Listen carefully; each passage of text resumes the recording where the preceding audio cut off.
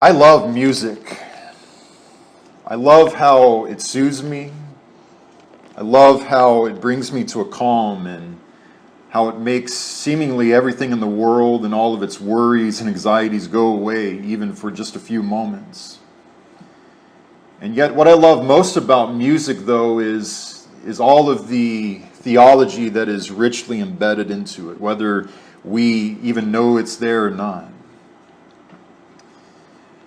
And so we come to the very end and to the last track on our music series called Christian Music That Is Not Christian Music. And it's a song called They Didn't Believe Me. Now, They Didn't Believe Me is a song that is at least thought to have originated about 1914. It's a very, very, very old song. Later on, it became a Broadway staple in the mid-20th century, but a lot of artists throughout all the years have covered it at one point or another. And yet the one that I have always enjoyed the very most is by a vocal jazz singer whose name was Johnny Hartman. I don't know if anybody remembers Johnny Hartman. He's not quite as known as all the others were, but what set Johnny Hartman apart from all the others was he had a baritone, rumbling voice. It was one of the absolute greatest baritones that we've ever heard in music. And on his very first album in 1956, Johnny Hartman covered They Didn't Believe Me. And it was known for its very simple, everyday language, very short, simple song. And when I told them how beautiful you are, they didn't believe me. No, they didn't believe me. Your lips, your eyes, your cheeks, your hair are in a class beyond compare. You're the loveliest girl I've ever seen. And when I tell them, yes, and I'm certainly gonna tell them that I'm the boy whose bride someday you'll be, they'll never believe me, never believe me, that from this great big world you've chosen me. They'll never believe me. They'll never believe me,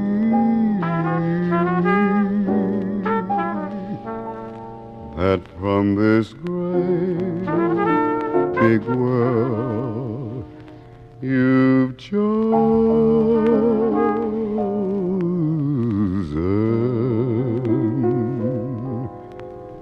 me.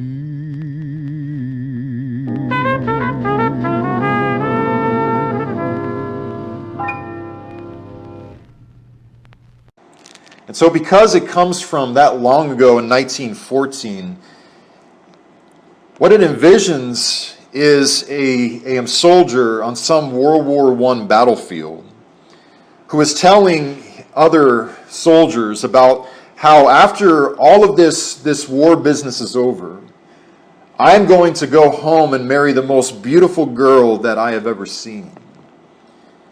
And they asked to see a picture of her that arrived in a letter she had most recently sent, and they look at it and everybody laughs and they do not believe it because, well, look at you and then look at her. You two do not belong together at all. And yet the main reason why they do not have any confidence in what he's saying and they refuse to accept it is because, well, we may never get out of this war alive. And so they just do not believe it. And so this is a song about a lovesick man who is yearning to marry who he describes as the most beautiful girl he's ever seen. A girl who out of all of the men in the world has chosen him. And yet anybody who has Old Testament ears and a New Testament spirit immediately notices and picks up on the fact that wait a minute, this is also a description of the Christian life. And so we come to the book of Psalm this morning, Psalm chapter 8. And of course, any series about music is incomplete without a message in Israel's music book of the Psalms. Psalm chapter 8, of course, is a psalm written, as many of them were, and it's composed by King David. And what he says in Psalm 8, starting in verse 3, is, when I look at your heavens, at the work of your fingers, and at the moon and at the stars which you have set in place, what is man that you are mindful of him? Or the son of man that you care for him? And yet you have made him a little bit lower than the angels. And you have crowned him with glory and with honor. You have given him dominion over the works of your hands, and you have put all things in subjection underneath his feet. And so the good news is the death and the burial and the resurrection of Christ. And yet the icing on the top of the great news is that every single person who is a Christian, who has ever been a Christian, every single one of us who comprise his church this morning, we can all say with absolute confidence and assurance to God that out of this great big world, you have chosen me, God. God foreknew, God chose Abram. As we see Abram standing there late one night, and God says, Abram, I want you to look up into the sky right now. And he says, I want you to count all of the stars, if you can. Of course, he's not able to do that. God's going to let him get to maybe 90, maybe to 100 before he stumbles and he loses count of how many stars he's looking at up there. And yet it's really not stars Abram is looking at. He's not really stargazing. But rather what Abram is looking at are his future descendants. God says that as vast as the stars are in the starry host, so will your descendants be. As vast as the sand is on the seashore, that's going to be all of your descendants. God chose Abram for a very specific purpose. Equipped him with a very sacred responsibility and said, Abram, I choose you out of everybody. Yet God also chose Moses, didn't he, at the burning bush?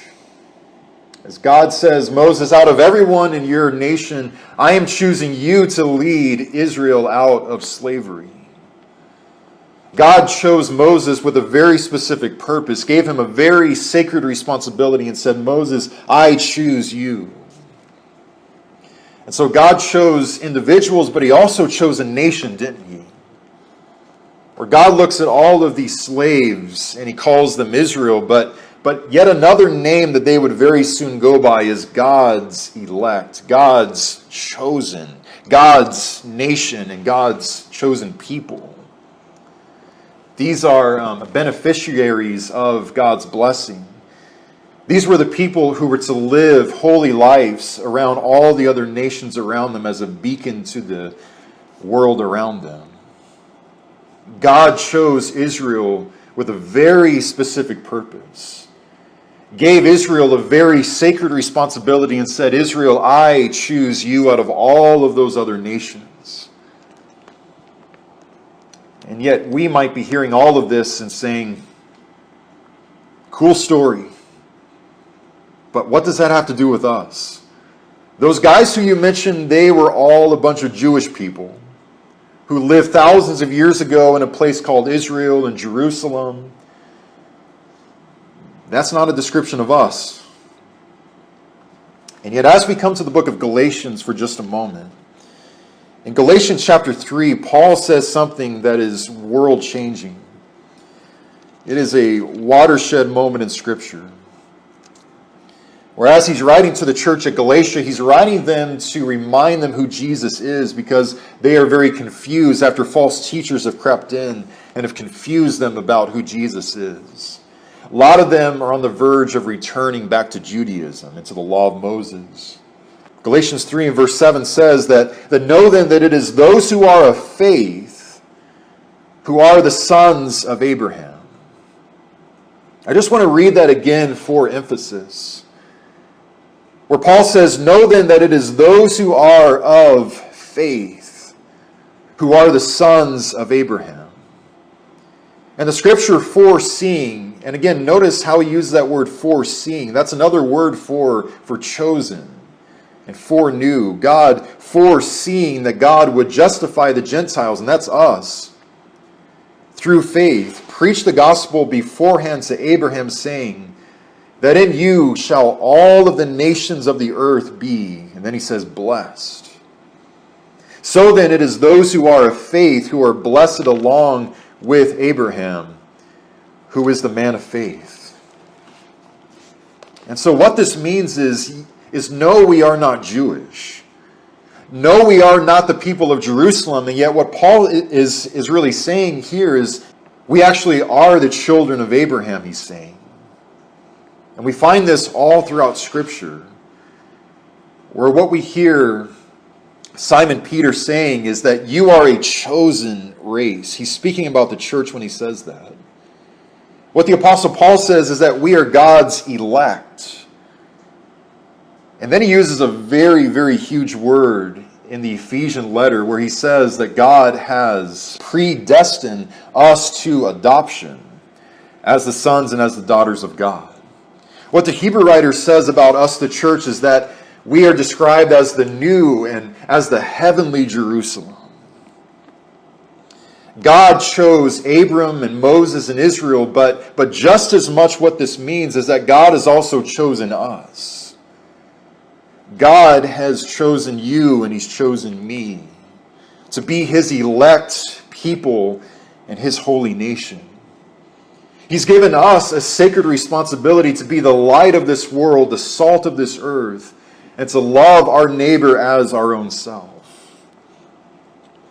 And isn't it an incredible thought that 4,000, 5,000 years ago, however long it was, as Abraham is looking up into the sky late that night, looking at stars, trying to count them, that him and God are actually speaking about us. As he looks up into the sky, he sees a star, but that's not a star. That's Marianne up there. And over there is Paul, Thomas. And way over there is Maisie, shining in the sky. It's interesting how in New Testament Scripture it says in a Philippian letter that we are shining as stars in the sky. And when Amanda and I had gotten married and we had been living for a short time in Ocala, Florida, we were at a church back then. And there was a man in that church whose name was Paul Spicer. And he was a man in those days in his mid-90s, very old man. And yet he had the heart and the smile of a 9-year-old boy. Just the kind of guy who could walk into any room and instantaneously illuminate it, much like Walter Horsey does. And yet I'll never forget, though, how he had led a prayer one Sunday morning. And just before he prayed, you can tell that he was enchanted by a certain thought, and he shared it with everybody. Where he said, a world of 7 billion people, and God cares about you and you and you, and God cares about me. I don't know, it was just one of those comments that I will remember for the rest of my life. 7 billion people in the world, and God cares about me, and God cares about you.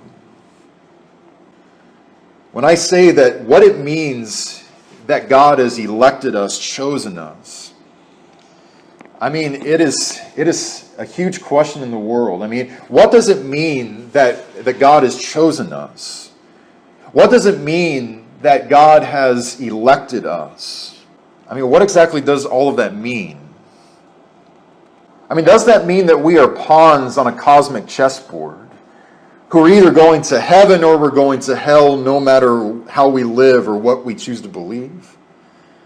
As it says that we are the elect of God, does that mean that salvation is something that we have to campaign for? Or does that mean that God is casting a ballot in order only of those who have earned his vote of salvation?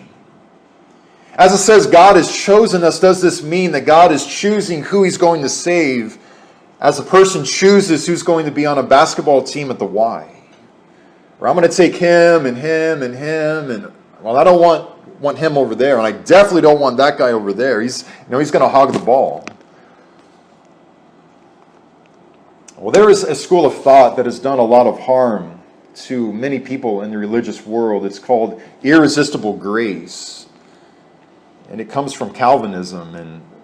And in a nutshell, what it means is that all the people who are lucky enough to receive God's love and salvation, they really did not choose God as much as God chose them.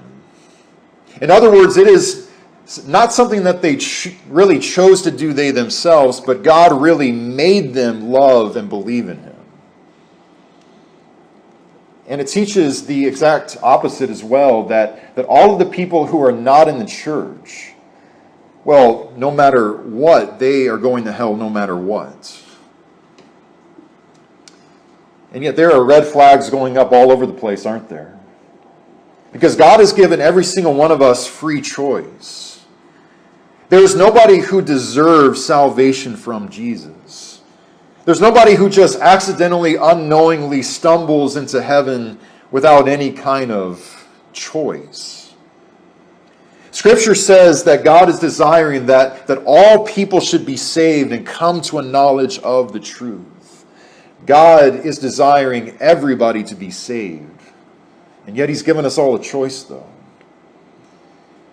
Or as it says in Romans chapter 1, how the gospel is the power of God unto salvation to everybody who believes, first to the Jew, then to the Gentile.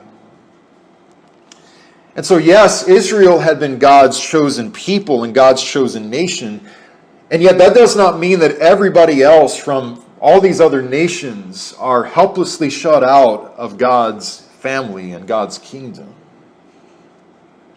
Well, as Peter sees us Gentiles coming into the kingdom in droves, he says, now I understand that God is not a God to show partiality, but rather the man from every nation who fears God and does what is right is acceptable to God, he says. And I think one of the greatest explanations of what this means to be chosen of God is by a minister whose name is Brian Zahnd. And what he says about this is that if God wanted to, God could have made every single person love and believe in him, if he wanted to. You're going to believe in me. Wham! Well, I believe in God now. You're going to love me. Wham! Wow. I do love you, O masterful God. And yet, if that had been true, though, that would be a rich, lonely old man who is dancing with a mannequin. And there's just something very sad about that image, about an old, wealthy man who is dancing with a mannequin, because that is the only way that he can get anybody to love him of their own accord. I think the simplest way that I can say what it means that we are God's chosen people is this, is that God foresaw, God foreknew that he would have a spiritual nation one day, knowing that you and I and all the people who comprise it would one day choose to follow him and to worship him as our living God. God has chosen us, yes, but God desires to be desired by us. And yet that is not even what the largest question of our text is in Psalm 8, though. Really, the largest question of this text is in verse 4,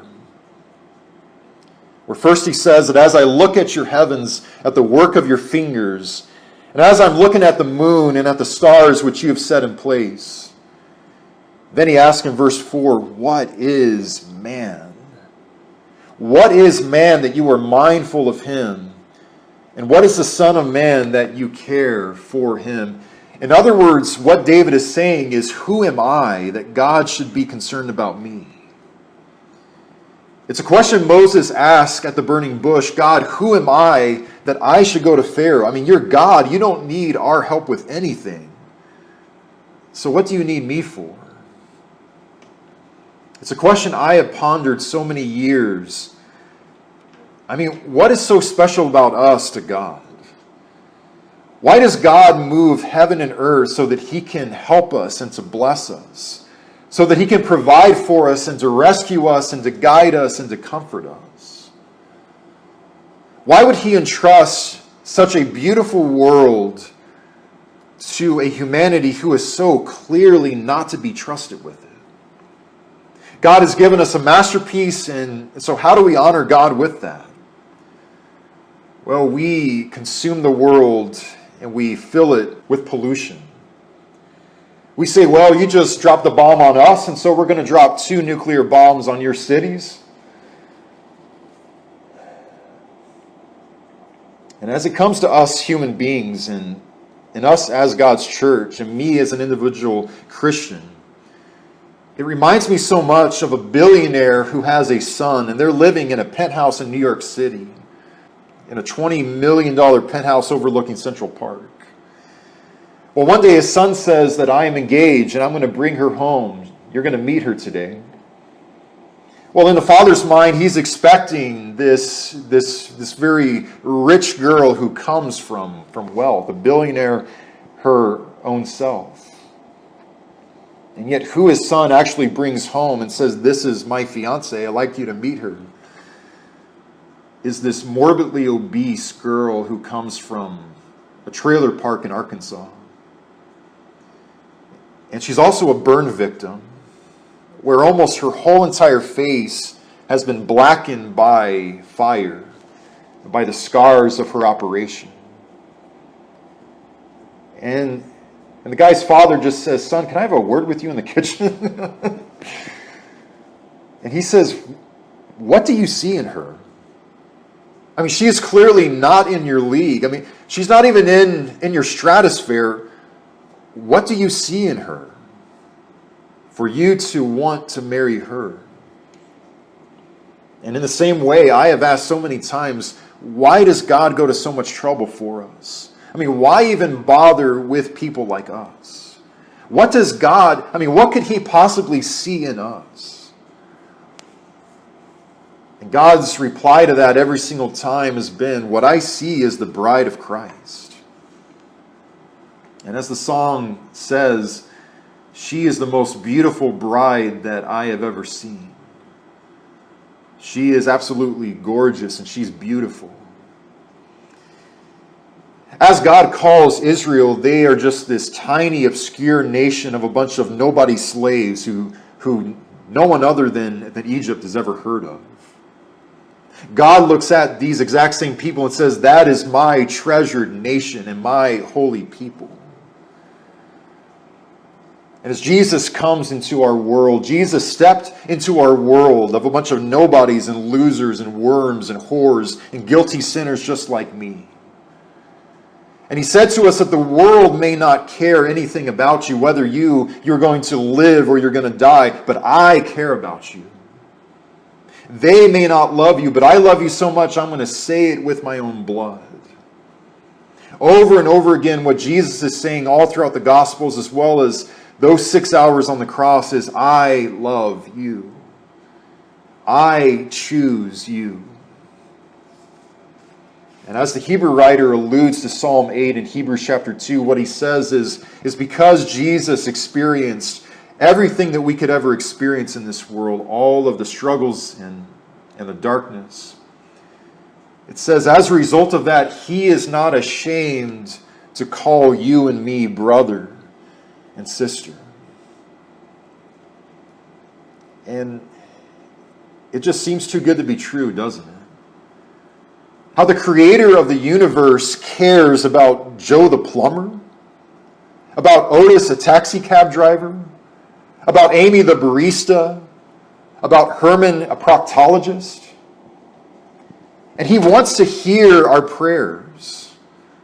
He wants to hear our prayers about our doctor's appointments, about our math exams, about our pet dog and our pet horse. God is never too busy not to care about us.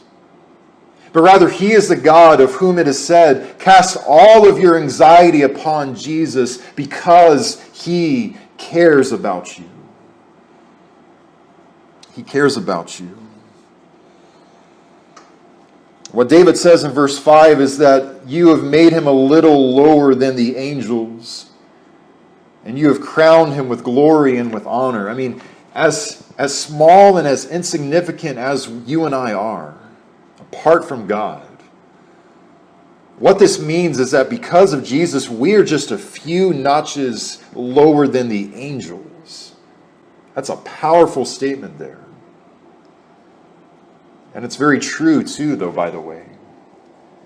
And that's because you and I, even though we are very small, even though we are really nothing but dust and tennis shoes and jeans, we bear the image of the divine. We have been emblazoned with the Spirit of God to exude love in a world of hatred, joy in a world of cynical despair, peace in the midst of war. I don't know if you've ever gone to any of the natural wonders of the world. The Grand Canyon at sunrise, Guanabara Bay in Rio de Janeiro, Victoria Falls, there is a 5,000-foot waterfall. Or if you go to Nepal and stand at the foot of Mount Everest and you just look up, all of these natural wonders of the world, if you actually go to them, it is so utterly, exquisitely breathtaking that it literally knocks all of the wind out of you. And then God made this.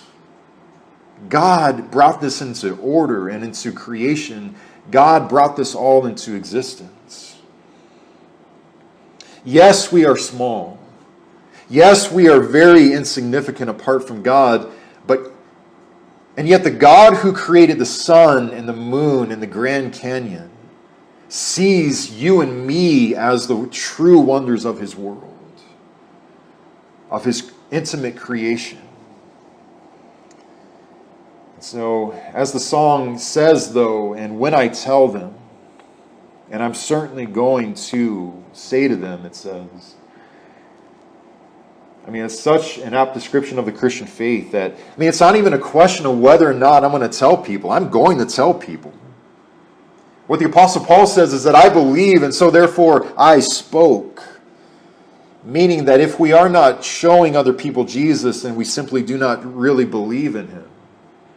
The loudest way that we speak about Jesus and tell them is by showing them what Jesus' love looks like. And when we do that, no, it's not a matter of saying God is the loveliest girl we've ever seen. We don't speak about his lips or his eyes or his cheeks or his hair. And yet when we do tell them about Jesus, we are speaking about his grace and his mercy and his love. How in this great big world, he has chosen all of those who will trust and glory in him. And yet the tragedy of this song, though, is found in the words, they didn't believe me. No, they did not believe me. No, they'll never, ever, ever believe me. No, they will never, ever believe me. That in this great big world, God has chosen me. I mean, we tell people how wonderful Jesus is. They can see the transformation evidences in us. They are witnessing that difference he's making in our lives, and they know that there's no other explanation for it, but they change subject. They distract themselves and they just look the other way and ignore what is going on there. Well, in one place, Jesus says that even if a person were to raise from the dead, there are people who would not accept it or believe it. And sure enough, Jesus, well, he had proven that when he raised from the dead, and hundreds of millions of people all these years later will not believe it. No, they would not believe it. And I mean, what sadness. How most people who we show Jesus to are never going to believe. They're just never going to believe it. And yet for the very few who do on this very narrow gate, what peace, what relief, what happiness and joy that inflicts.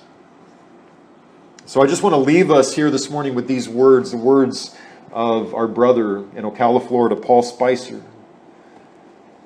And I just want to impress this on our minds, that in a world of 7 billion people, God cares for me. I mean, if we went through every hour of our lives repeating that to ourselves constantly, I mean, those are words that return to me when my heart is drowning in anxiety and it's the middle of the afternoon and I just start breaking down and I don't even know why I'm crying.